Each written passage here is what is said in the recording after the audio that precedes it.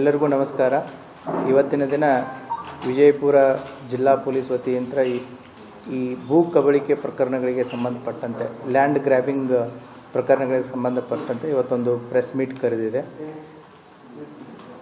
ಸುಮಾರು 2022ರಿಂದ 2024ರವರೆಗೆ ಈ 3 ವರ್ಷಗಳ ಅವಧಿಯಲ್ಲಿ ಇವೇನು ಭೂ ಕಬಳಿಕೆ ಘಟನೆಗಳಾಗಿದ್ದು, ಆ ಘಟನೆಗಳಿಗೆ ಸಂಬಂಧಪಟ್ಟಂತೆ ಒಟ್ಟು 27 ಪ್ರಕರಣಗಳು ದಾಖಲಾಗಿತ್ತು.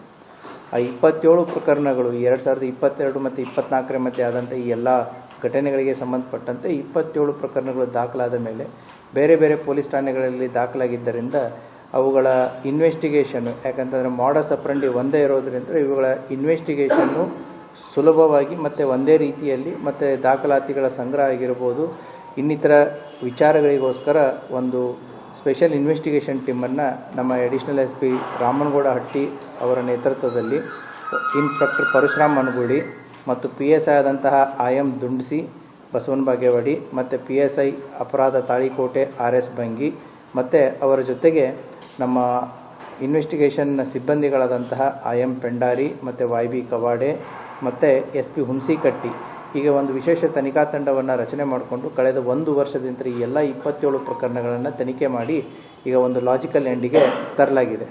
ಈ 27 ಪ್ರಕರಣಗಳ ಮಾಹಿತಿಯನ್ನು ಮತ್ತು ಆ ಪೊಲೀಸ್ ಠಾಣಾ ವ್ಯಾಪ್ತಿ ಎಲ್ಲ ಮಾಹಿತಿಗಳನ್ನು ನಿಮಗೆ ಪ್ರೆಸ್ ನೋಟ್ದಲ್ಲಿ ಕೊಡಲಾಗಿದೆ.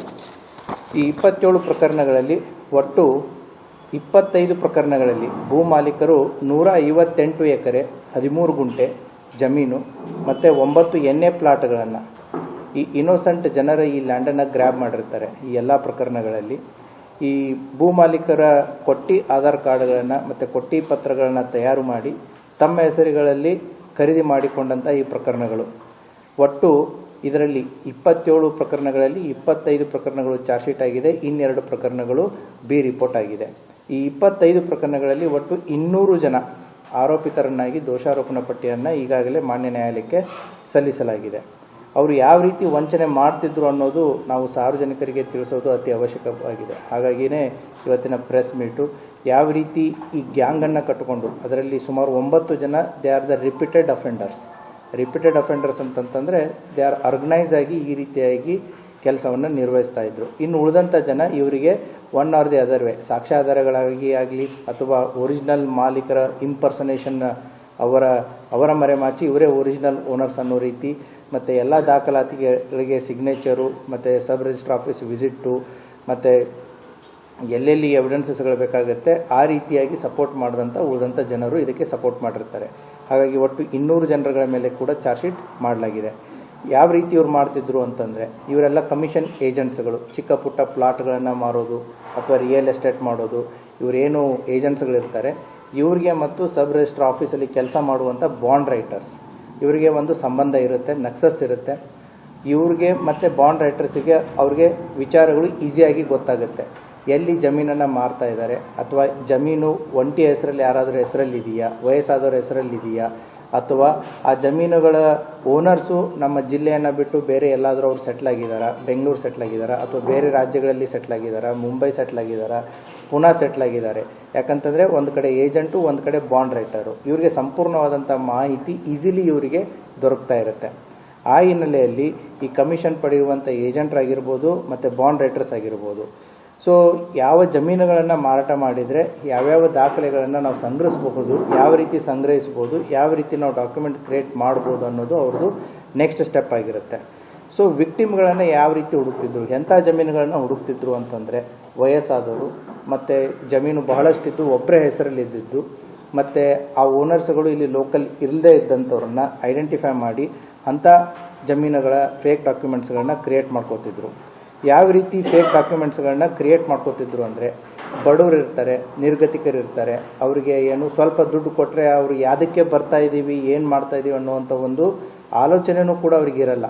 ಅವ್ರಿಗೊಂದು ಸ್ವಲ್ಪ ದುಡ್ಡು ಕೊಟ್ಟುಬಿಟ್ಟು ಮೂಲ ಓನರ್ಗಳ ಆಧಾರ್ ಕಾರ್ಡು ಅಥವಾ ಡಾಕ್ಯುಮೆಂಟ್ಸ್ ಏನಿರುತ್ತೆ ಅವರ ಹೆಸರಿನಲ್ಲಿ ಇವರು ಫೇಕ್ ಪರ್ಸನ್ಸ್ಗಳು, ಈ ಫೇಕ್ ಇನ್ನೋಸೆಂಟ್, ಅದು ಪರ್ಟಿಕ್ಯುಲರ್ಲಿ ಲೋಕಲ್ ಇರದೇ ಇರೋರು ಬೇರೆ ಕಡೆ ಇದ್ದಂಥವ್ರನ್ನ ಕರ್ಕೊಂಡು ಬಂದುಬಿಟ್ಟು ಆಧಾರ್ ಕಾರ್ಡ್ಗಳನ್ನ ತಿದ್ದುಪಡಿ ಮಾಡಿ ಮತ್ತು ಇನ್ನಿತರ ದಾಖಲಾತಿಗಳನ್ನು ತಿದ್ದುಪಡಿ ಮಾಡಿ ಅವ್ರಿಗೆ ಸ್ವಲ್ಪ ಇಂತಿಷ್ಟೇ ಅಂತ ಹಣ ಕೊಟ್ಟು ಅವರನ್ನು ಬಳಸ್ಕೋತಾ ಇದ್ರು. ನೆಕ್ಸ್ಟ್ ಇವ್ರದ್ದು ಮಾಡಸ್ ಆಪರೆಂಡಿ ಹೇಗೆ ಕಂಟಿನ್ಯೂ ಆಗುತ್ತೆ ಅಂತಂದರೆ, ಈಗ ನಾವು ಒಂದು 4 ಜನ ಗ್ಯಾಂಗ್ ಮೆಂಬರ್ಸ್ ಇದ್ದೀವಿ ಅಂತಂತಂದರೆ ಈ ಫೇಕ್ ಓನರ್ಸೇ ಒರಿಜಿನಲ್ ಓನರ್ಸ್ ಬರದೇ ಇದ್ದಾಗ ಅವರ ಗುಂಪಿನಲ್ಲಿರುವಂಥ ಒಬ್ಬ ಸದಸ್ಯನನ್ನೇ ಫೇಕ್ ಓನರನ್ನಾಗಿ ಮಾಡಿ ಆತನಿಂದ ಆ ಗುಂಪಿನ ಇನ್ನೊಬ್ಬ ವ್ಯಕ್ತಿನೇ ಖರೀದಿ ಹಾಕ್ಕೊಳ್ಳೋದು. ಅವಾಗ ಏನಾಗುತ್ತೆ, ಥರ್ಡ್ ಪಾರ್ಟಿ ಪರ್ಸನ್ಗೆ ಮಾರಾಟ ಮಾಡಬೇಕಾದ್ರೆ second party person is available, he is the original owner ಅನ್ನೋ ರೀತಿ ತೋರಿಸ್ಕೊಳ್ಳೋದು. ಆ ರೀತಿ ಮೂರನೇ ವ್ಯಕ್ತಿಗೆ ಮಾರುವಂಥದ್ದನ್ನು ಕೂಡ ನಾವು ಇಂಥ ಪ್ರಕರಣಗಳಲ್ಲಿ ಕಂಡು ಬರುತ್ತೆ. ಅಷ್ಟೇ ಅಲ್ಲದೆ ಈಗ ಮೂಲ ಓನರ್ ಸಿಕ್ಕಾದ ಮೇಲೆ ಅದನ್ನು ಥರ್ಡ್ ಪಾರ್ಟಿಗೆ ಅಂದರೆ ಫಸ್ಟ್ ಟೈಮ್ ಪರ್ಚೇಸಿಂಗ್ದಲ್ಲಿ ಒಬ್ಬನ ಅವರ ಗುಂಪಿನ ಸದಸ್ಯದಲ್ಲಿ ಇದ್ದವನ್ನೇ ಮೂಲ ಓನರ್ ಅಂತ ತೋರಿಸಿ ಫಸ್ಟ್ ಪರ್ಚೇಸ್ ಮಾಡಿಬಿಟ್ರೆ second purchase, third purchase, fourth ಪರ್ಚೇಸಿಗೆ ಸಮಸ್ಯೆನೇ ಇರಲ್ಲ. ಯಾಕೆ, ನಿಮಗೆ ಲ್ಯಾಂಡ್ ರೆಕಾರ್ಡ್ಸು ಒಬ್ಬ ಒರಿಜಿನಲ್ ಇಲ್ಲೇ ವ್ಯಕ್ತಿ ಜೀವಂತ ಇದ್ದಾನೆ ಅನ್ನೋದನ್ನು ಅವರು ಪ್ರೊಡ್ಯೂಸ್ ಮಾಡ್ದಂಗೆ ಆಗುತ್ತೆ. ಹಾಗಾಗಿ ಅದು ಮಲ್ಟಿಪ್ಲೈಯರ್ ಎಫೆಕ್ಟ್ ಆಗಿ ಓನರ್ಶಿಪ್ಪು ಚೇಂಜ್ ಆಗ್ತಾ ಹೋಗುತ್ತೆ. ಮತ್ತು ಈ ಏನು ಫೇಕ್ ಐಡೆಂಟಿಫೈ ಕ್ರಿಯೇಟ್ ಮಾಡಿದಂತಹ ಮಾಲಕರು ಏನಿರ್ತಾರೆ ಅವರ ಕೊಡುವಂಥ ಅಡ್ರೆಸ್ಗಳಲ್ಲಿ ಅವ್ರು ಇರ್ತಿರಲಿಲ್ಲ, ಅವ್ರು ಕೊಡುವಂಥ ಊರುಗಳಲ್ಲಿ ಅವರು ಇರ್ತಿರಲಿಲ್ಲ. ಅವರನ್ನು ಯಾವುದೇ ಕಾರಣಕ್ಕೂ ಕೂಡ ಪರ್ಚೇಸ್ ಮಾಡೋರಿಗೆ ಇವರು ಹತ್ತಿರ ತರಿಸ್ತಿರ್ಲಿಲ್ಲ, ಸೇರಿಸ್ತಿರ್ಲಿಲ್ಲ. ಅವ್ರನ್ನ ಹುಡ್ಕೊಂಡು ಹೋದರೂ ಕೂಡ ಆ ಊರುಗಳಲ್ಲಿ ಇರ್ತಿರಲಿಲ್ಲ. ಸೊ ಆ ರೀತಿಯಾಗಿ ಆ ಫೇಕ್ ಐಡೆಂಟಿಫೈ ಕ್ರಿಯೇಟ್ ಮಾಡಿದಂಥ ಓನರ್ಸ್ಗಳನ್ನು ಕೂಡ ಸಾರ್ವಜನಿಕರ ಕೈಗೆ ಸಿಗಲಾರ್ದಾಗೆ ನೋಡ್ಕೊಂಡಿರ್ತಾರೆ. ಆಮೇಲೆ ಇದನ್ನು ಮತ್ತೆ ಅಗೇನ್ ವಿಶಿಯಸ್ ಸೈಕಲ್ ಇದು. ಈ 4 ಗುಂಪಿನಲ್ಲಿದ್ದವರು ಎಲ್ಲ ಲ್ಯಾಂಡ್ ರೆಕಾರ್ಡ್ಸ್ ಮಾಡಿಬಿಟ್ಟು ಥರ್ಡ್ ಪಾರ್ಟಿಗೆ ಮಾರಿಬಿಟ್ಟು ಮತ್ತೆ ಥರ್ಡ್ ಪಾರ್ಟಿ ಅಂತ ಆ ಗುಂಪಿನ ಸದಸ್ಯರಲ್ಲಿರುವಂಥ ಇನ್ನೊಬ್ಬ ವ್ಯಕ್ತಿಗೆ ಮಾರೋದು. ಲ್ಯಾಂಡು ಹೊರಗಡೆ ಓನರ್ಶಿಪ್ ಅಷ್ಟೇ ಚೇಂಜ್ ಆಯಿತು, ಮತ್ತೆ ವಾಪಸ್ ಅವ್ರ ಗುಂಪಿನ ತಂಡದ ಸದಸ್ಯರಿಗೆ ಬರೋ ರೀತಿ ಮಾಡ್ಕೊಳ್ಳುವಂಥದ್ದನ್ನು ಕೂಡ ಇವ್ರದೊಂದು ಮಾಡಸ್ ಆಪರೆಂಡಿ ಕಂಡು ಬರುತ್ತೆ. ಮೋಸ್ಟ್ ಇಂಪಾರ್ಟೆಂಟ್ ಆಗಿ ನಮ್ಗೆ ಕಂಡು ಬಂದಿರೋದು ಏನು ಅಂತಂದರೆ ಈ ಎಲ್ಲ ಪ್ರಕರಣಗಳಲ್ಲಿ ಅವರು ಯಾವುದೇ ರೀತಿಯಾದಂಥ ಬ್ಯಾಂಕ್ ಲೋನ್ಗಳನ್ನು ತೊಗೊಂಡಿಲ್ಲ. ಯಾಕೆ ತೊಗೊಳ್ಳಿಲ್ಲ ಅಂತಂದ್ರೆ ಬ್ಯಾಂಕ್ ಲೋನ್ ತೊಗೋಬೇಕು ಅಂದರೆ ಎಲ್ಲ ಡಾಕ್ಯುಮೆಂಟ್ ವೆರಿಫಿಕೇಷನ್ ಆಗುತ್ತೆ. ಸೊ ಲೀಗಲ್ ಒಪಿನಿಯನ್ ಬರುತ್ತೆ. ಸೊ ವೆರಿಫಿಕೇಷನ್ನು, ಲೀಗಲ್ ಒಪಿನಿಯನ್ ಇವನ್ನೆಲ್ಲ ತಪ್ಪಿಸ್ಬೇಕು ಅಂತಂತೇಳಿ ಈ ಎಲ್ಲ ಪ್ರಕರಣಗಳಲ್ಲಿ ಅವರು ಯಾವುದೇ ರೀತಿಯಾದಂಥ ಬ್ಯಾಂಕ್ಗಳಲ್ಲಿ ಸಾಲ ಮಾಡಿ ದುಡ್ಡನ್ನು ಅಥವಾ ಬ್ಯಾಂಕ್ ಟ್ರಾನ್ಸಾಕ್ಷನ್ ಮುಖಾಂತರ ದುಡ್ಡನ್ನು ಟ್ರಾನ್ಸ್ಫರ್ ಮಾಡೋದಾಗಲಿ ಮಾಡಿರೋದು ಅತಿ ವಿರಳ ಮಾಡೇ ಇಲ್ಲ.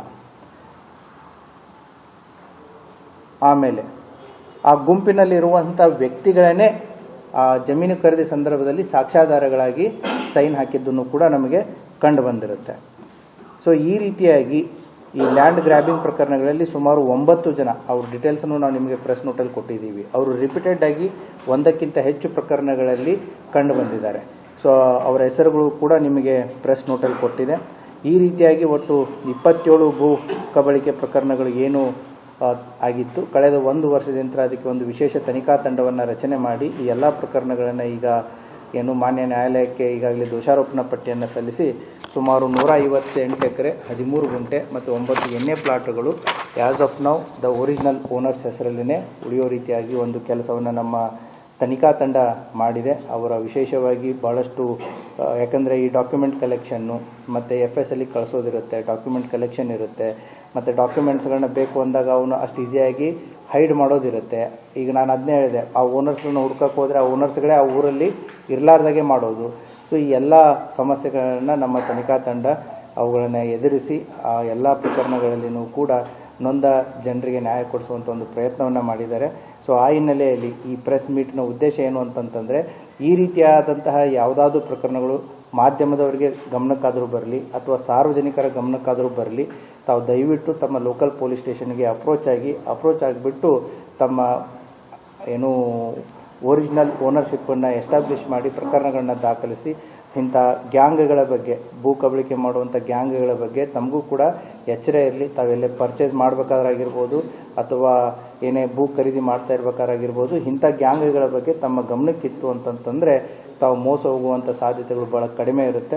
ಆ ಹಿನ್ನೆಲೆಯಲ್ಲಿ ನಮ್ಮ ಈ ವಿಶೇಷ ತನಿಖಾ ತಂಡಕ್ಕೆ ನಾನು ವೈಯಕ್ತಿಕವಾಗಿ ಮತ್ತು ಇಲಾಖೆಯ ಪರವಾಗಿ ಅವರನ್ನು ಶ್ಲಾಘಿಸ್ತೀನಿ. ಅವರ ಎಫರ್ಟ್ಸನ್ನು ನಾನು ಅಪ್ರಿಷಿಯೇಟ್ ಮಾಡ್ತೇನೆ. Thank you. ಸರ್ಕಾರಿ ಅಧಿಕಾರಿಗಳು ಅಥವಾ ಪ್ರಭಾವಿ ರಾಜಕಾರಣಿಗಳು ಯಾವುದು ಕಂಡು ಬಂದಿಲ್ಲ ತನಿಖೆಯಲ್ಲಿ, ಅದ್ರ ಬಗ್ಗೆ ಯಾವುದು ಕಂಡು ಬಂದಿಲ್ಲ. ಆಮೇಲೆ ಸಬ್ ರಿಜಿಸ್ಟ್ರ್ ಆಫೀಸಸ್ಗಳಲ್ಲಿ there is an high court order, ಅಧಿಕಾರಿಗಳಿಗೆ ದಾಖಲಾತಿಗಳನ್ನ ಯಾವ ರೀತಿ ನೀವು ಪ್ರೊಡ್ಯೂಸ್ ಮಾಡ್ತಾರೆ they will proceed with that. So ಹಾಗಾಗಿ they cannot be made as accused as per the law until unless there crime is established. ಹೌದು, ದೇ ವರ್ಕ್ ಅಂದರೆ ಅವ್ರ ಗ್ಯಾಂಗ್ ಅನ್ನೋಕ್ಕಿಂತ in different cases they worked in a organised manner. All 9 together ಇಲ್ಲ, ಬೇರೆ ಬೇರೆ ಪ್ರಕರಣಗಳಲ್ಲಿ ಅವರು ಪದೇ ಪದೇ ವಿಸಿಬಲ್ ಆಗಿದ್ದಾರೆ. ಅದರ ಅರ್ಥ they have work like an organised ರೀತಿಯಲ್ಲಿ. ಇವರು 9 ಜನ ಕೂಡಿ ಅಂತಂತಲ್ಲ, ಇದರಲ್ಲಿನೂ ಕೂಡ ತಂಡಗಳಿವೆ. ಸೊ ಈ ಇದರಲ್ಲಿರೋ 9 ಆರೋಪಿಗಳು ಒಂದಕ್ಕಿಂತ ಹೆಚ್ಚು ಪ್ರಕರಣಗಳಲ್ಲಿ ನಮಗೆ ಕಂಡು ಬರ್ತಾರೆ. ಅದು ಏನಾದರೂ ಆರ್ಡರ್ ಕಾಪಿ ಇದ್ರೆ ತೋರಿಸಿ, ಮತ್ತು will show it to the high court order also. ತಮಗೆ ಅಲ್ಲ, ನೀವು ಆಗಿದೆ ಅಂತಂದರೆ ಅದಕ್ಕೆ ತೋರಿಸಿ ಅಂತಂತೇಳಿ.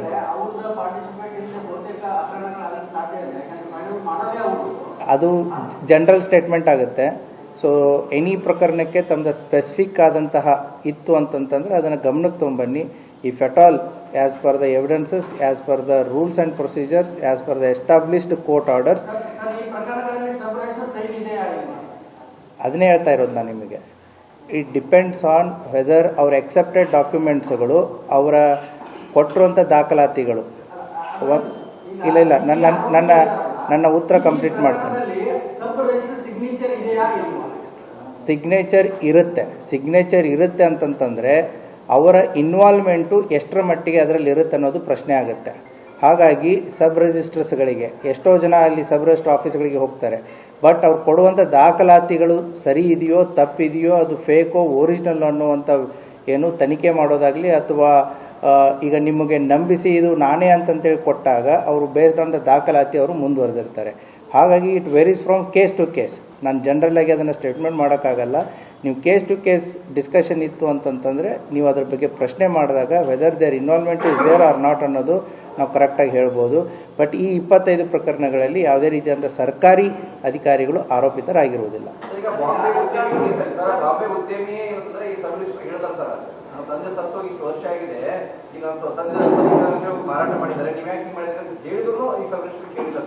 ಅಲ್ಲ, ಅದಾದ್ಮೇಲೆ ಆಗಿರೋದು ಅಥವಾ ಅದಕ್ಕಿಂತ ಮುಂಚೆ ಆಗಿರೋದ ಖರೀದಿ? ಅವರು ಹೇಳೋಕ್ಕಿಂತ ಮುಂಚೆ ಖರೀದಿ ಆಗಿರೋದು ಅಥವಾ ಆದ್ಮೇಲೆ ಆಗಿರೋದು? ಅಲ್ಲ, ಮತ್ತೆ ಅವ್ರ ವ್ಯಕ್ತಿ ಇದ್ದ ಖರೀದಿ ಹೇಗಾಗುತ್ತೆ? ಖರೀದಿ ಮೋಸ್ಟ್ ಪ್ರಾಬಬಲಿ ಮೊದಲೇ ಆಗಿರೋದು. ಅಲ್ಲಲ್ಲ, ಅದನ್ನೇ ಹೇಳ್ತಾ ಇರೋದು. ಅವ್ರು ಹೋದಾಗ ಖರೀದಿ ಆಗಿತ್ತ ಅಥವಾ ಇಲ್ವಾ? The date I am asking. ಅವ್ರು ಹೋಗಿ ಪ್ರಶ್ನೆ ಮಾಡಿದಾಗ ಅದಕ್ಕಿಂತ ಮುಂಚೆನೆ ಖರೀದಿ ಆಗಿತ್ತಾ? ಹಾಂ, ಇಲ್ಲ, then you have to give me the specific. ಅವ್ರು ಹೋಗಿದ್ದೆ ಯಾವಾಗ, ಖರೀದಿ ಆಗಿದ್ದೆ ಯಾವಾಗ?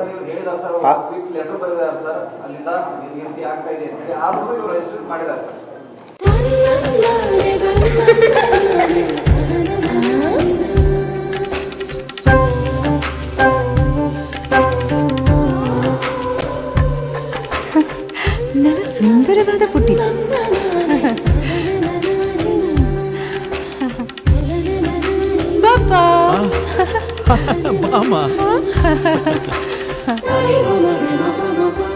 ಇದು ಹಲ್ದಿಗಲ್ವೇ? ಇದು ಮೆಹಂದಿ. ಇದು ಅದು ರಿಸೆಪ್ಷನ್ಗೆ.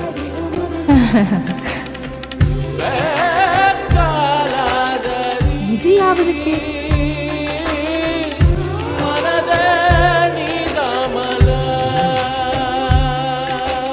For me? Sultan Diamonds and Gold. Your life, your moments. Treasure the golden moments of your life.